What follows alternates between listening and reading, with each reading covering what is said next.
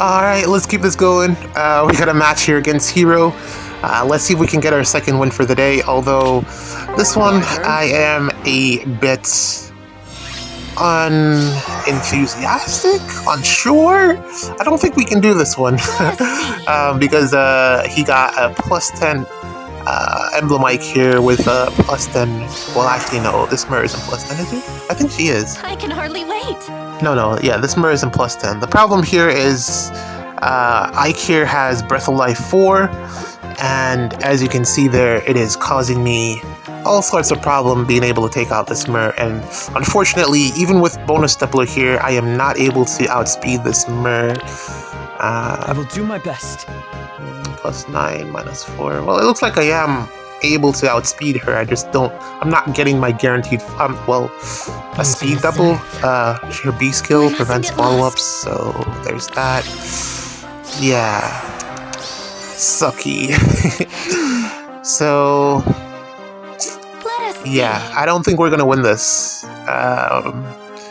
because of Ike here, and then I can't go on turn 2 because if I do that, then Essence Drain will steal the bonus doubler from whoever I initiate with. Since obviously I can't initiate with Golvig, it's left to initiate with Leon, and Leon is failing. And also, stepping on the trap would be the best option, but I don't know if the trap is real, and if the trap is fake, then we lose.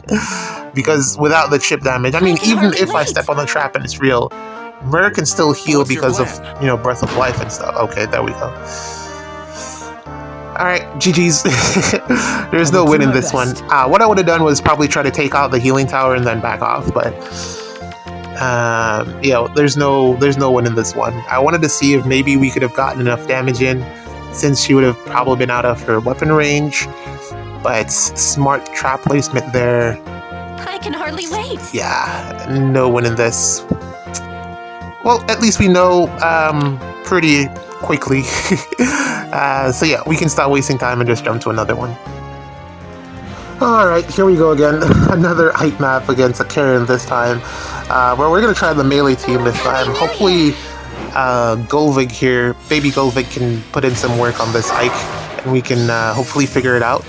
I don't really have a lot of Ike counters this season. I didn't bring a lot, so I mostly brought like a bunch of Gale Force teams and some are Fjorm, who will not win against Ike. In fact, she'll probably take way too much damage, so didn't want to go in that direction. So far, it's looking like I should have probably brought some type of green tank unit this week. Actually, I was considering bringing what's his face, the new Corrin, the male Corrin, but I was like, I really don't like this guy, so I didn't bother to do that. And then my other option was baby Lisa, but I didn't get Legoose for 4 on her, so she probably dies like instantly to most things. That's the one thing that's missing from her kit that is preventing me from using her more consistently, maybe? I don't know. Whatever. But yeah, I feel like I needed a green unit for this week, but I did not do that, so we just have to suffer for now. The only other team I have, I really wanted to focus on Gale Forcing this week, even though I have one less unit, which is a problem for Gale Forcing. You need all the units that you can get. So the other team that I have is a team with Brave because he's bonus, and then another team with a far save team with message received. Good old dual Byleth, because he's good. But the problem is I haven't been able to put that team into use at all so far, so I don't know. It's just there, sitting there. You really gotta think about your teams every Chaos season, or most Chaos seasons, especially since Emblem Mike has been around. Even though it's not like the hardest to kill, you still have to consider that he will be there, especially with all of my Gale Force strategies. As you can see here, it's a little bit of a problem, especially when he's around. This Nerthuse could maybe actually can take him out, but because it's a Gale Force build, she doesn't have Hardy Bearing, and she would really need that to be able to reflect the damage. Otherwise, she just gets hit twice, and then, or she hits him twice, and then, you know, nothing really comes of it. To the waves. I think I was saying the other day that I don't know what to do with my Nerthuses. I really like the unit, but I just don't know where to use them. They're good in Ether Raids. They're good. I feel like they have application in pretty much every mode, but because I primarily want to use them to Gale Force, then it kind of puts me in a weird position where if I use them for like as melee units, melee nukes, I have better melee nukes. Yeah, I have better melee nukes. So it leaves them with their niche of Gale Forcing. And I don't know, man. There's just something missing. I don't know what it is that is preventing me from using them all the time. I don't know if it's mergers or what. I may have said this before, but I feel like there's something missing. I don't know what to do with them. I don't want to end up foddering them because each of them are like really good individually as well as combined. When you put them all on the same team, they're really good. That's just something for me to figure out. I may have said this before. I think I did. I think so. I think I was talking about putting one of them on Astra Anima Season with Crom and replacing Summer Ephraim, because Ephraim is missing a lot of kills these days. But Ephraim also has that +1 movement. So a lot to consider. Quite a lot to consider. But as you can see here, we're failing to kill Ike again because of the I hit him twice and then he hits me. If I had Hardy Bearing, I would have gotten the kill. I would have gotten the kill against that Ike, but I opted for Beast mode just to get some use out of it. But I guess maybe I might consider swapping to Hardy Bearing. I don't know. I needed the beast mode so that they could attack match better, but it seems to be causing me a bit of headache, actually. And so it is. I was actually deciding there whether I should commit in terms of going all the way in here, or if I should back out a bit more. And I think I made up my mind here. I think I'm probably going to go in deep. Yeah, I think we're going to go in all the way here because I don't want any shenanigans. I don't want Ike coming all the way down because he'll be difficult to escape depending on how far down he gets. I'd rather him stay up top. And so it is. And then there's Embla as well, who is actually ridiculously fast. To where? Okay, so it's 4 spaces. I literally might be throwing here, actually, because I don't think I can get Gale Force off on all of the units that are left. I'll handle this. Shiranja will not be able to outspeed anyone here, I don't believe. Well, aside from Ike, but Ike will kill her, so that's not an option. And then Crom. Message received. Because I'm not getting the +1. Oh man, it's so annoying not having the +1 movements on this. Maybe they give that to him in his refine. Maybe they give Crom +1 movement in his refine. That's actually one of the things that I really miss about using him with Summer Ephraim. Having him be able to reach that extra space is actually really, really useful. Or, maybe I can give him the Silica Ring on offense. Because he does have a Clash, but then the status effect does give him more stats, so I don't know. It's something to think about. Do I get the War Battle? Well, do I get to cancel? I think we do get to cancel. Minimum 1. If he warps. Alright, so my plan here is...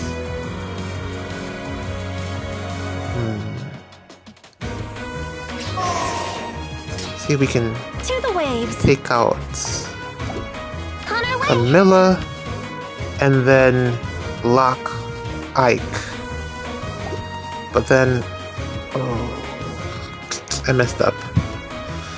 Hortensia can take out Triandra. And I have no way of Your orders. getting... Ooh, that's actually really close. Yeah, I have no way of getting Triandra out of the way here. Let us bless them. Boy, oh boy. And I'm missing the kill on Ike because I'm debuffed. And also, he doesn't have the And status so it effects. But shouldn't... It must be the debuffs. Yeah.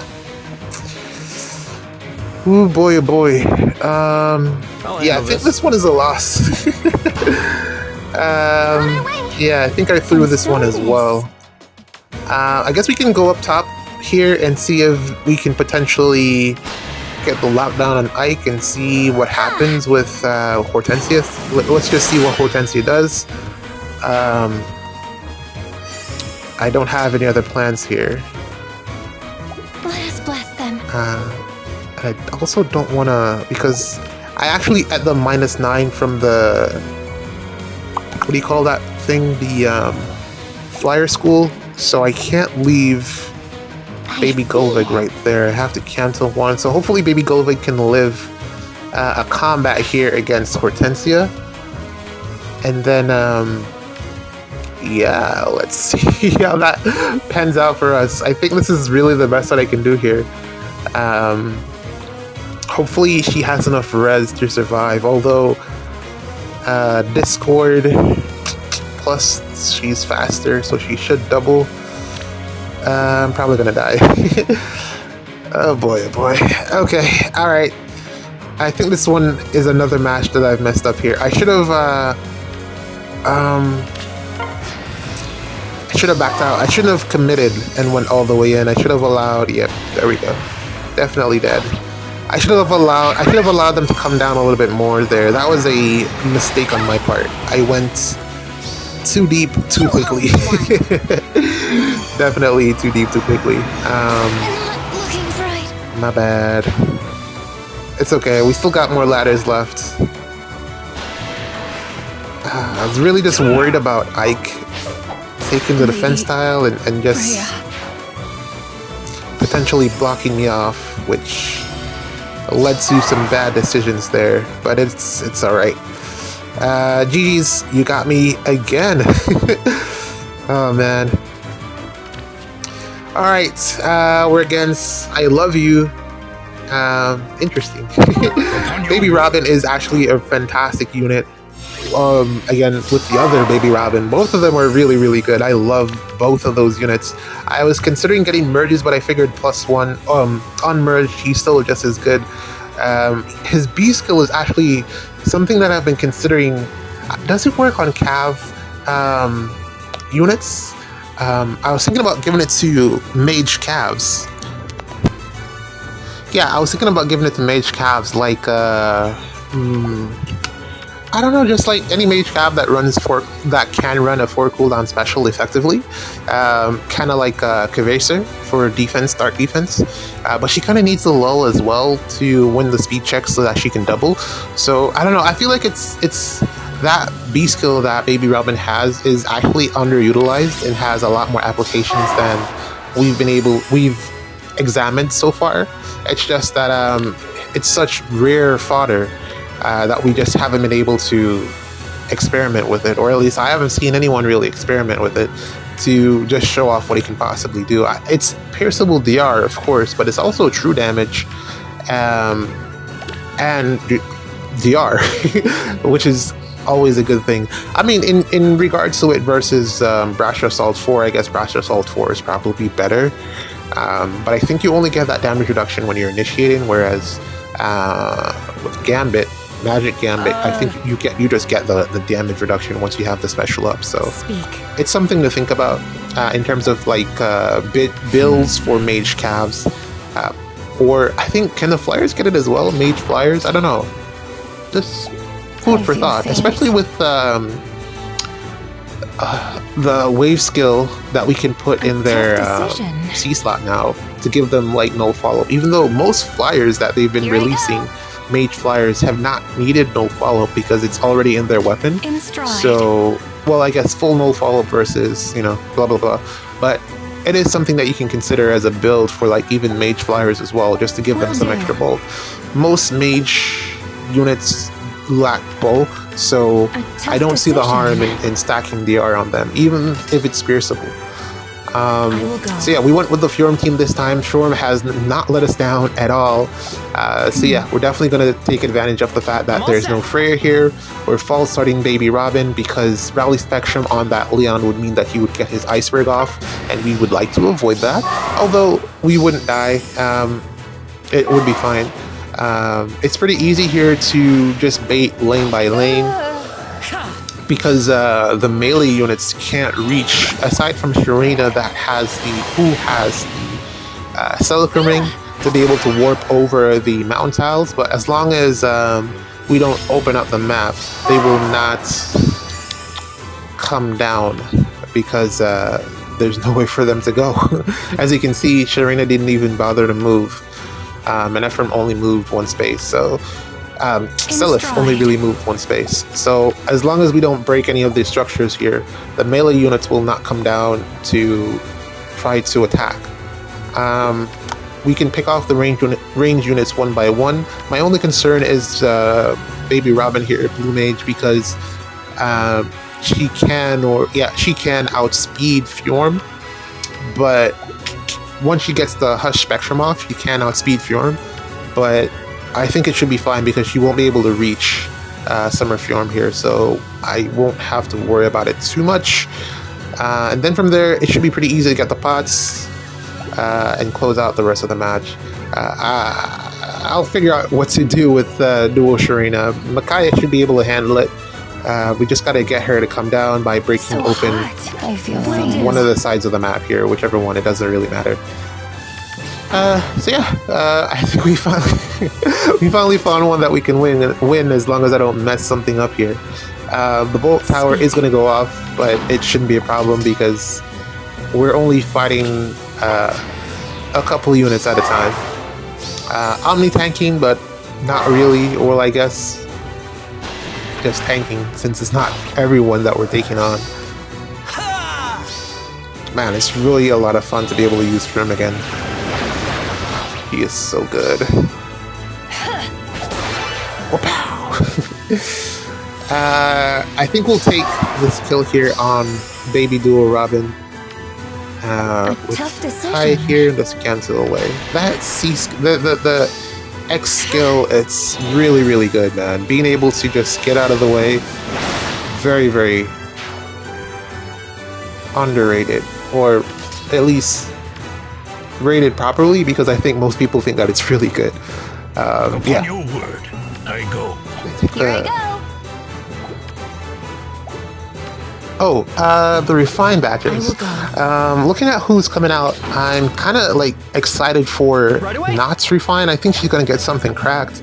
Just taking a look at what Dagger was able to do after her refine, I'm pretty hyped for Not because she's blue. She's a lance unit, and we don't have like a ton of like OP lance units in the game, so I'm very excited to see what they provide her with. She's definitely gonna get something to double down on her bonus doubler effects.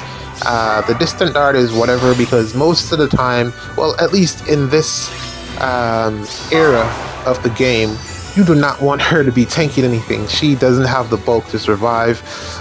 So yeah, the distant is whatever, distant dart. She's gonna get some type of that's going to be swapped out for some type of extra speed stat or something of that nature. I think I should do something here since Serena is warping and we don't want her to murder Elemi. We're going to put Fjorm here instead. I don't think Edward will be able to win against Seliph.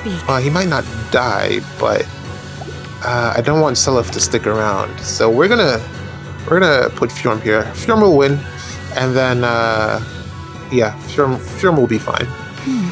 Yeah. Anyways, yeah, Ashera is refined. Ashera is like the only new mythic that I don't have for Astra Anime season. So, well, she's going to be on the remix banner, so I might not even bother pulling, depending on who's on the share. But it might be a good idea also to pull for her, since if she's bonus, she will be useful. But also, I wasn't too excited when I saw what we are to expect with her refine, or at least her C skill, her remix. So I'm pretty much just anticipating that she'll be doing just more damage, which is like whatever. Unless she's gonna be able to like take out Ike, it's not gonna be that interesting. I'll still have like Vale as one of the top Astra mythics above Ashera. I think that won't change, especially because she's colorless. She won't get the weapon triangle advantage against the Ike matchup, so she'll have to be doing like just a ton of damage to even factor into that discussion. Even though she does have that Blade Tome effect, I don't think it'll be enough damage to take out someone like Emblem Ike. So there's that. I'm not too excited about that. I am a little bit excited about Shinon's Refine, just to see what they do with him, although I've been seeing most people say that he won't be able to actually do anything with his Omni-Tank playstyle or Omni-Tank design, since he has the solo close combat thing in his weapon. He'll need a ton of stats to actually make that work, so we'll see what they do with that. And then, I don't remember who else was on the list, but it's a decent batch. We're getting Mustafa, not one of my favorites. So, I don't know how to say the axe guy, the demo axe guy's name. I think it's Mustafa or something like that. Mustafu, or I don't know. But yeah, it's whatever. I don't see them giving him anything beyond like super powerful that will make you want to use him. I think the last time we got a good D-mode axe refine was Echidna, and I don't see him getting a refine that's going to be better than hers. So yeah. A tough decision. But yeah, I just gotta get the pots here and then we'll close this out. I think I'll take my time that I normally use to do the defense replays to just build an actual defense. Here I go. I don't think because it's the same defense that I've been using for Chaos Season, so it's not gonna be that interesting if I like I might just top over it. Nothing really interesting happened, so I mean, you've already seen it. So I might just toggle over it and then use the rest of the time to actually just build my dark defense and get Not in there somehow. It's crazy that Micaiah actually just gets this one shot. That's a lot of damage, because this dual Byleth has a ton of damage reduction, so the fact that she just gets this in one hit, it's actually terrifying. Because even Blue Micaiah doesn't get this in one hit. Yeah, that is terrifying. GG's. Finally able to win the second match. I can take a break now. It's been 2 hours, man. 2 hours just to win 2 matches. I'm clearly having a bad day. Man.